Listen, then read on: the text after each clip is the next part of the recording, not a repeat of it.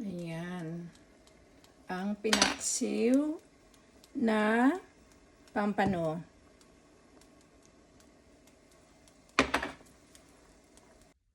Magluluto tayo ngayon ng pinaksiw na pampano water. Depende lang kung gaano karami ninyo gusto ang sabaw. I'm gonna half of cup vinegar, garlic, at paminta, asin, to taste.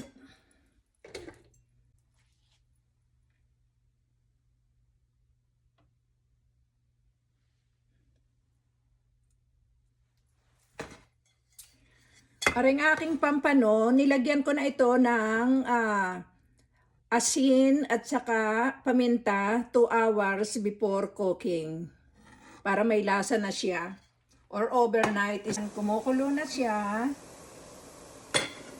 Ilalagay ko na ang aking pampano. Gusto ko ulo. Yung tiyan niya, paborito ko.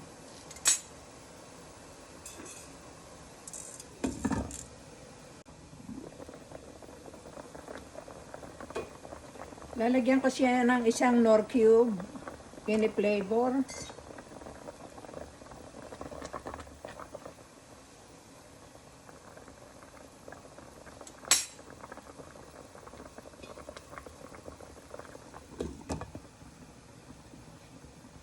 Kumukulo na siya. Madali lang lutuin ang pampano.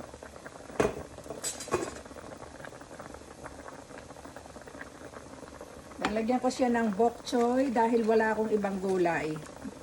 Kahit na anong gulay pwede. Basta may gulay.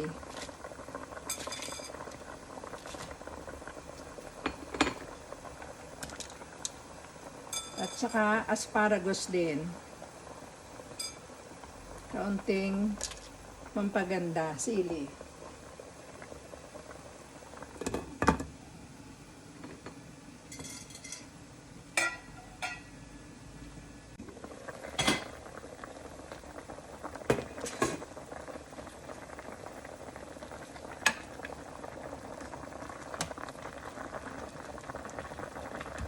Ayaw kong lutong-luto ang gulay ko. Pwedeng tikman.